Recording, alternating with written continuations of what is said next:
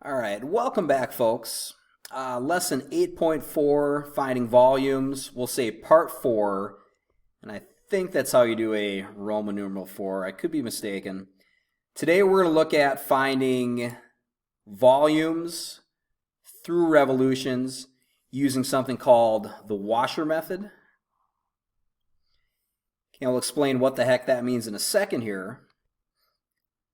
All right, so we want to find the volume of the solid generated by revolving the region bounded by y equals x to the third and y equals x in the first quadrant around the x-axis. Okay, now before we're worried about using the washer method, before we're worried about the finished product, just like we did in the last part of the lesson, just like we did if we're finding volumes over bases on the coordinate system, or if we're just looking for an area, let's worry about just getting this region drawn on the graph first. Okay, so we've got y equals x to the third, which looks something like that. And I'm just going to draw it in the first quadrant. We're not going to worry about making it go backwards. And then we also have just y equals x, which I know will be a straight line like so.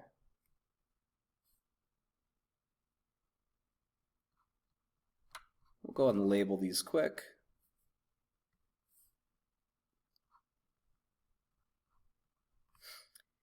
And we're going to need to know where these intersect. Okay, and I know that y equals x to the third and y equals x will come together at 1, 1. And whether we integrate with respect to x or y, we'll need to know that value there. Okay, we want the region bounded by all that, so we're looking at everything between these two curves here. And what we're looking to do is we're looking to take this region and revolve it around the x-axis. Okay, just like with the last lesson, pay attention to which axis we're going through. So what will that look like? I'd take this, I'd spin it around. Oh boy, oh, that's gross.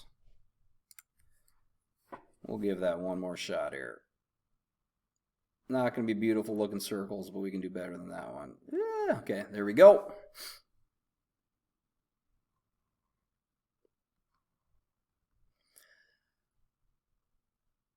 All right, and what we're going to be worried about doing to find the volume of this region is taking cross sections.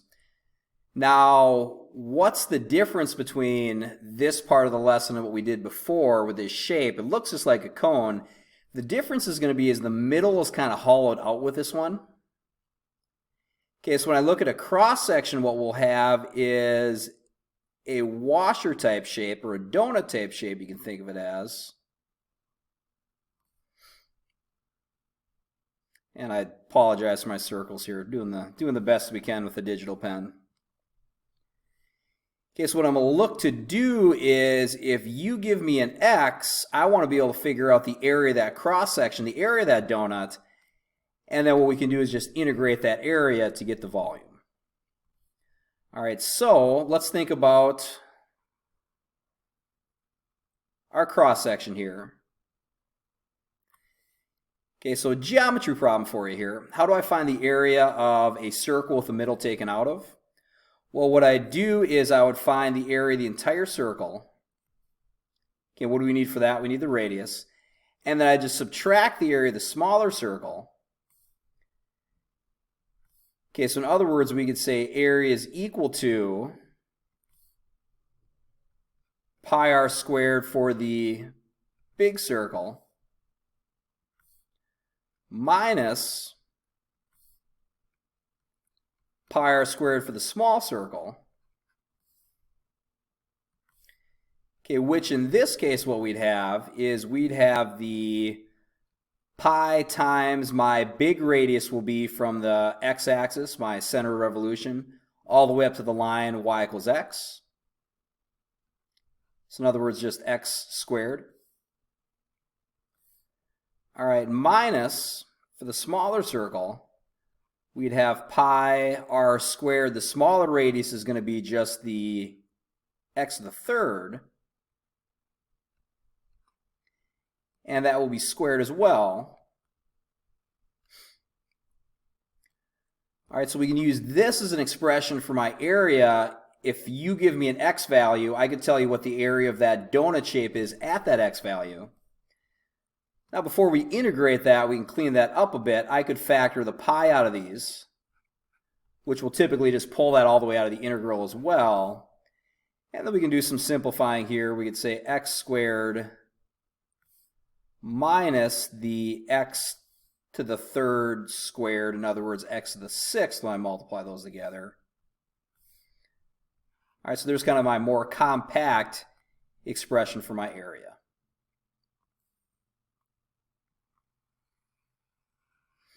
All right, so that's going to give me the area of each of these washers. And then how do I go from an area to a volume? Well, I integrate. So I could say V equals, stacking that area up from 0 to 1. Okay, we're going to find all the washers from 0 to 1 here. And I'll throw my pi out front of the x squared minus x to the sixth dx. All right, like we've been doing, I could take care of this by hand. Okay, we could just plug into the calculator in terms of pi, leave the pi out of the calculation. This one's not too bad. We'll do a few by hand together here. So finding an antiderivative, I'd have the pi on the outside with this x squared would turn into a 1/3 x to the third power. Okay, minus the x to the sixth would be 1/7 x to the seventh power. Okay, evaluated from 0 to 1. Kind of some gross fractions, but plugging 1 and zeros in won't be bad. So we've got pi times 1 in for the x, that'd just be 1/3. Okay, minus same thing here, 1/7. And then for the 0 part, I'm just going to say minus 0 to remind myself I did plug that in. All right, so what do we have here then? Pi times, if I turn this into a common denominator with my 7, I'd have 7/21. All right, minus multiplying by 3/3, that would be 3/21. All right, 7 minus 3 is just a 4, so I'd call this 4/21 pi for my final volume.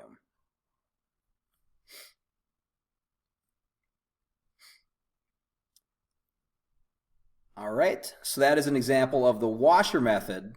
Okay, hopefully you're thinking it was a lot like the disk method we did yesterday. Again, only difference being instead of just having cross-sections that are circles, I've got cross-sections with circles taken out of them, which is why I have the subtraction of the big circle minus the small circle. Okay, that's how we get that washer shaped. All right, we've got a couple more of these to go through. Part B is a similar question. Why don't you take a minute, pause the video, see if you can work through B, and then hit play to check your answers as we run through it quick. All right, let's go ahead and run through part B. Again, hopefully you did try this on your own. I know it's fun watching me do math, but you got to be practicing on your own. We are bounded by y equals 2 squared x. So that's just going to be a square root function stretched out. And the curve y equals 4. Now, I'm not going to worry about making this to scale, but I know eventually these two curves are going to collide.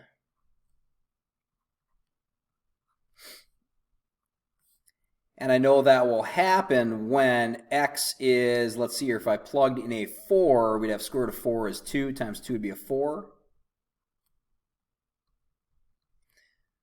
So these are coming together at the point 4, comma 4.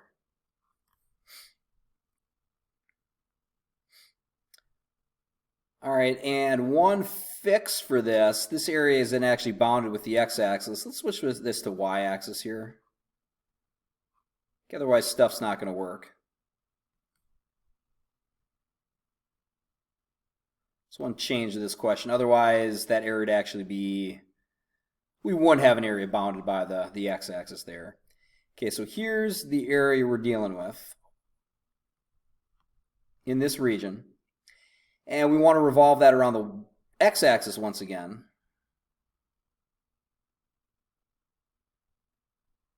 Almost had a good circle. Almost a good one. Oh boy, it's getting worse. Getting worse. We'll quit there. Okay, so we've got this kind of squarish on the outside bowl we're dealing with. Once again, we want to think about individual cross sections, which will be this donut or this washer shape, in other words.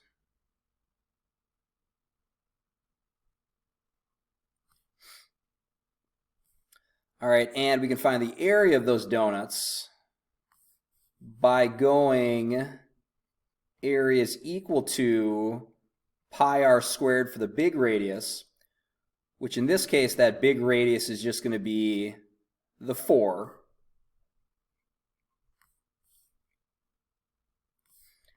All right, minus pi times r squared for the smaller radius, which would be this 2 root x,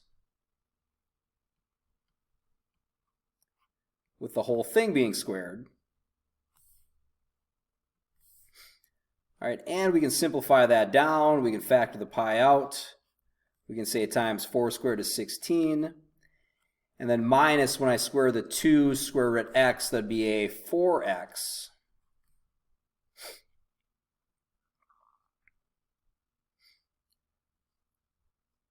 All right, so there is my area for these cross sections. You give me an x value, we can tell you what that area is.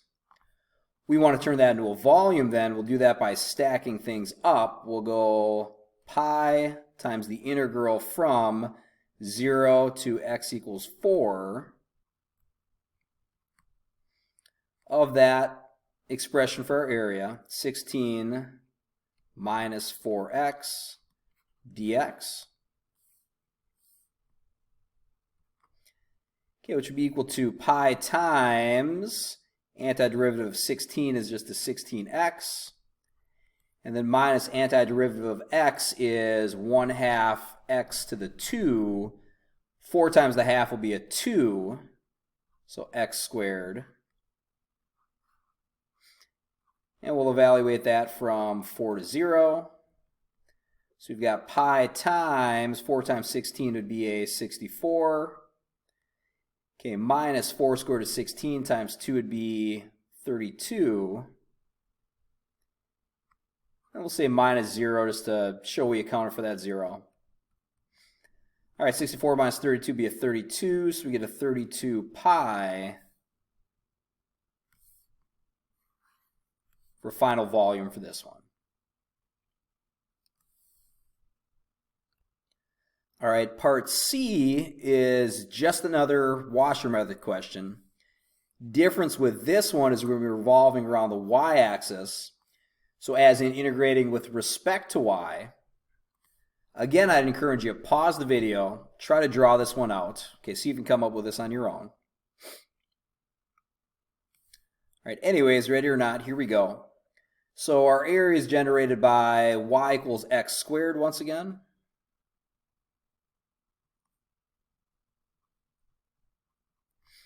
And the line x equals 2, which again, I'm not worried about making things to scale, but we know it will intersect that x squared at some point. And I suppose we can figure out what that point is. Well, when x is 2, y is equal to x squared is 4.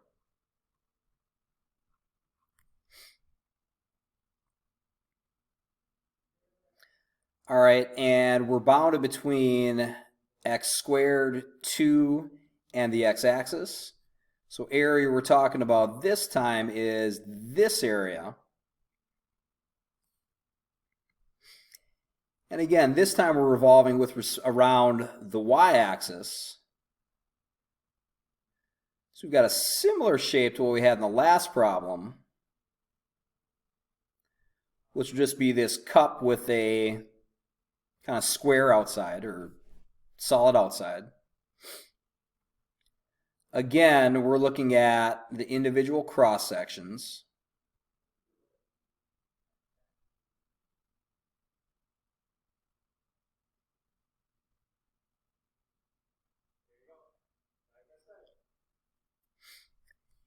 And we want to come up with an expression to find the area of those cross sections. Okay, so again, it is just area for a circle with the middle taken out. That'll just be the big area of the big circle minus the little circle. So we can say pi times for the big circle, well, all the way through, that bigger radius is just going to be the 2 here. So we can say 2 squared. All right, minus pi times for the smaller circle, that's going to be this distance right here. Now here we've got to be able to find the x value in terms of y. So taking this equation and flipping it around, if y is equal to x squared, well, that means that x is equal to square root y. All right, so if I know the y value, this distance will be square root y. That'll be a square root y squared here.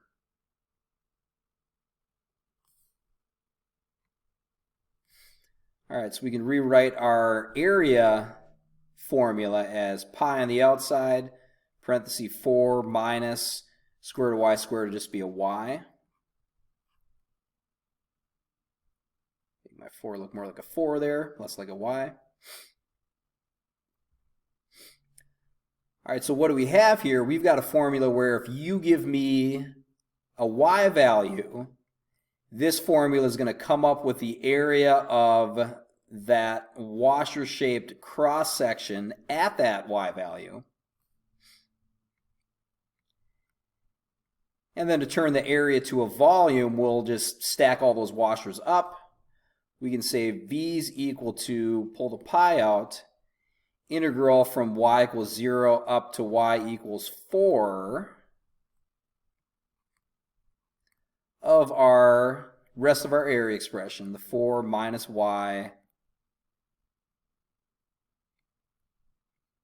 dy. All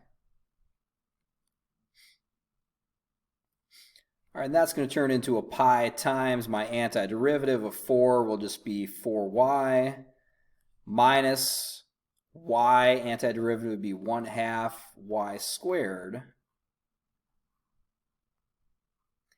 evaluated from 0 to 4.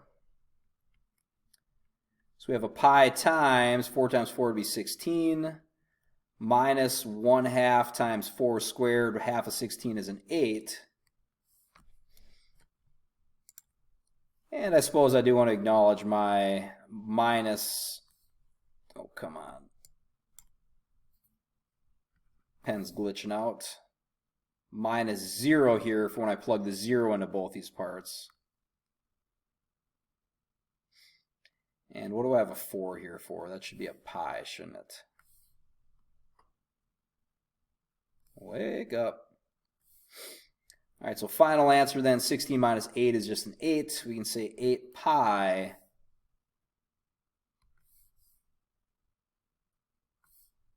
is our final volume.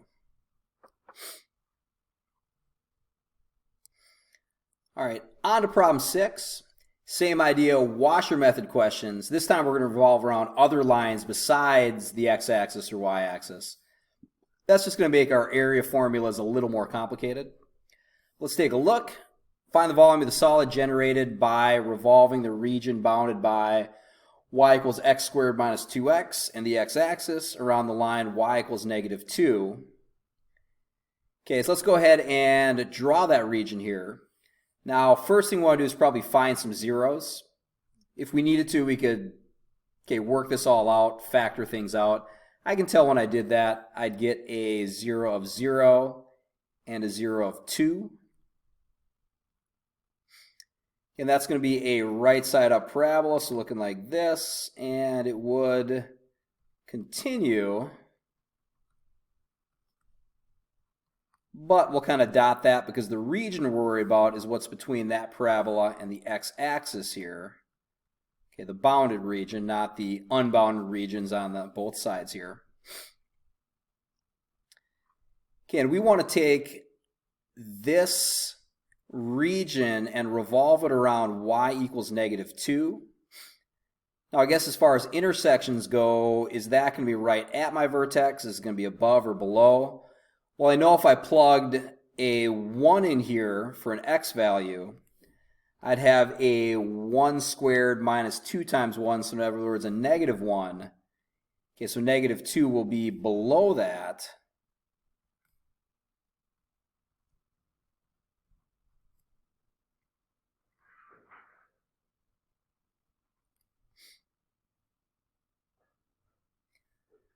All right, and again, what we want to do is we want to take this region and spin it around that line.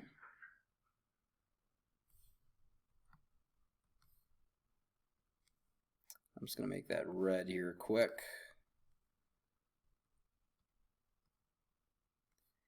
We do the same thing with this side. Okay, we'd have this part of the curve kind of flipping to the other side as well. So we get this kind of hourglass shape here.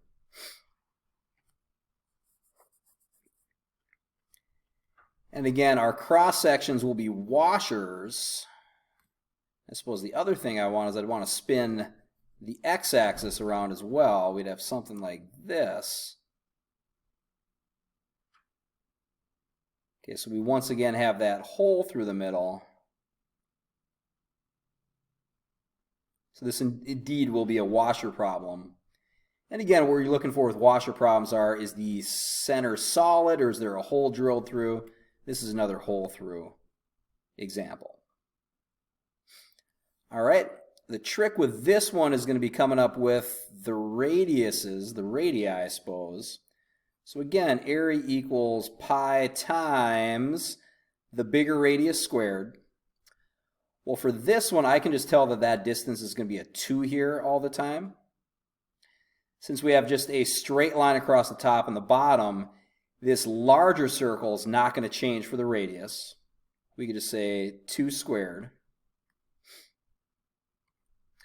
All right, minus for the smaller radius, that's going to be coming from this blue curve, this y equals x squared minus 2x. But it's going to be the difference between that and the 2.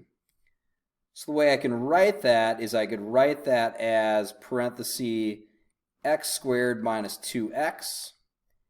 And then we can subtract the y value here, the negative 2. And that'll all be squared.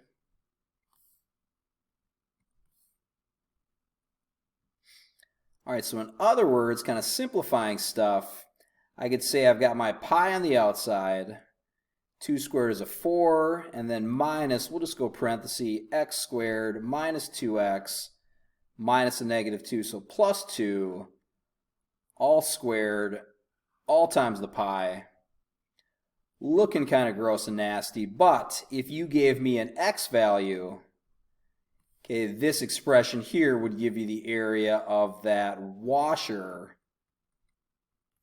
cross-section at that x value. Okay, so again, the trick is we can't just use the actual curve since we're off the x-axis, or we'll get off the y-axis in the next one. There's going to have to be some adjustments. And you can always just think of it as kind of the top part minus the bottom part, similar to what we've done with areas. All right, so the volume then will be, we can pull the pi out. We can integrate from, we're talking x 0 to 2, of just this entire mess here. So 4 minus parenthesis x squared minus 2x. Did I not write it here? Minus the negative 2, that'd be a 2, plus 2, all squared dx. All right, and as far as evaluating this, if we really had to, we could do it by hand. I'd have to square all this stuff out, so I'd have to do a triple FOIL kind of deal. Be simple stuff. Plugging the 2 in wouldn't be too bad. So we could do it if we really wanted to, but let's go to our calculators instead for this one. So calculators out.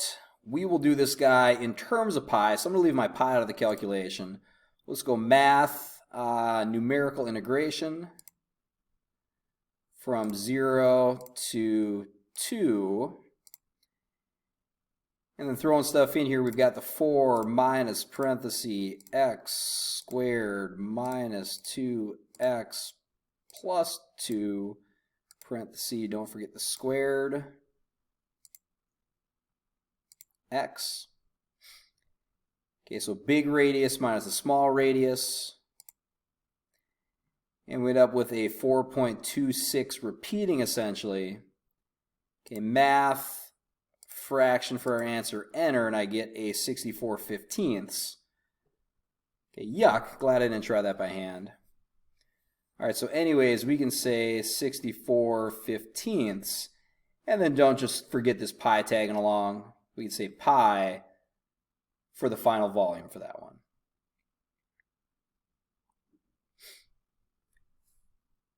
All right, so there's our washer method off the chorded axes. There is a part B here as well. Okay, that one goes in terms of y. Again, I'd encourage you, pause the video, give that one a shot. We'll run through it together here, but as much as possible, once you kind of get the idea here, you want to be trying stuff on your own. You want to be doing the thinking instead of watching me do it. Okay, so give that a shot. We'll get going in a minute here.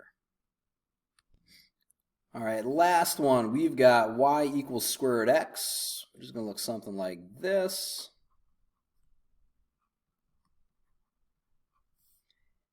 And y equals x squared, which is the inverse of that, so it looks something like that. And I know those two curves are going to come together at 1, 1 once again. All right, we want to take the region between those two curves and revolve it around x equals 2. So if this is 1, 1, I know that x equals 2 will be somewhere around here.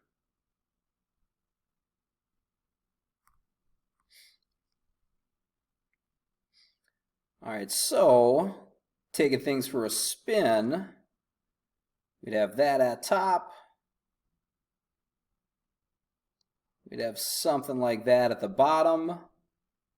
Okay, with our two curves coming together. And again, we're going to focus on individual cross sections.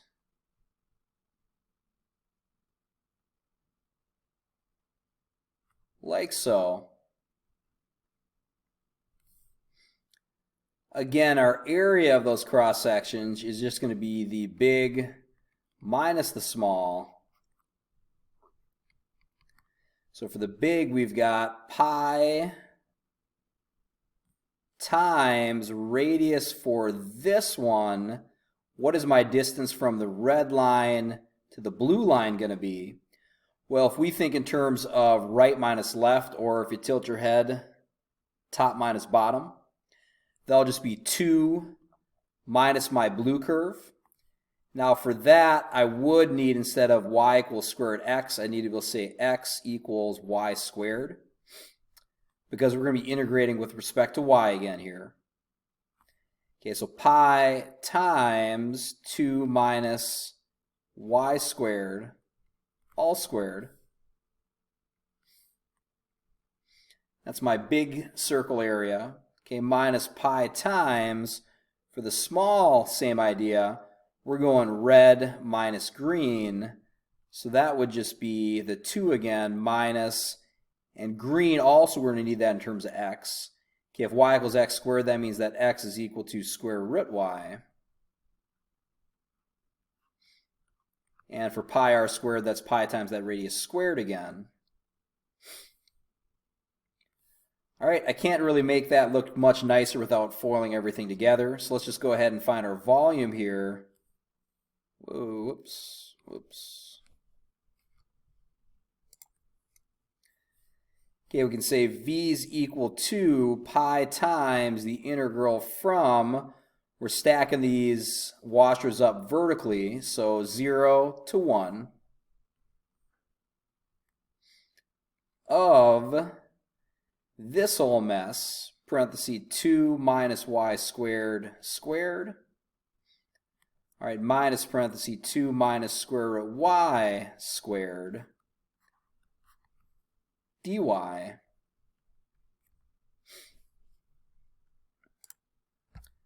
right, plugging that in, again, we can try it in terms of pi.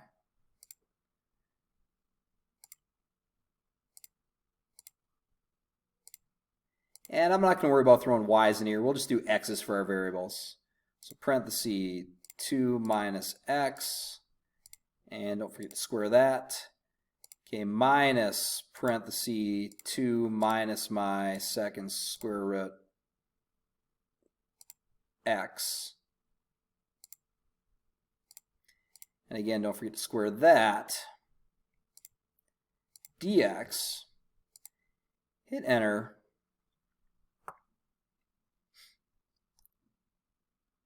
Now notice with this one, we don't get a nice repeating decimal.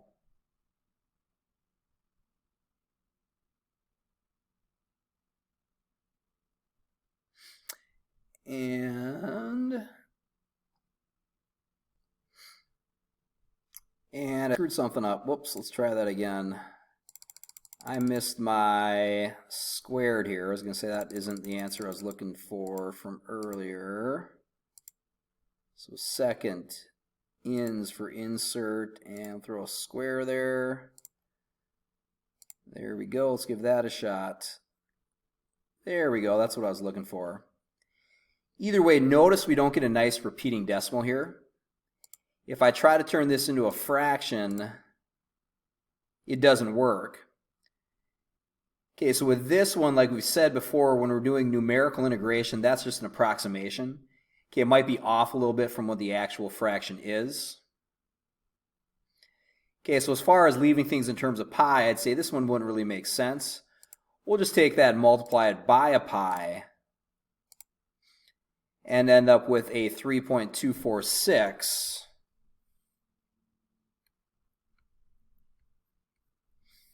And we'll say that's my final volume for this one. All right, so there you go. Washer method, x direction, y direction, okay, off the x-axis, off the y-axis. Hopefully that's making sense. Hopefully you're seeing it's just kind of an extension of the stuff we've been doing all week. Okay, like usual, your turn to practice now. Make sure you're rocking through the homework. And like always, make sure you're asking questions if you get stuck with something. We'll see you next time.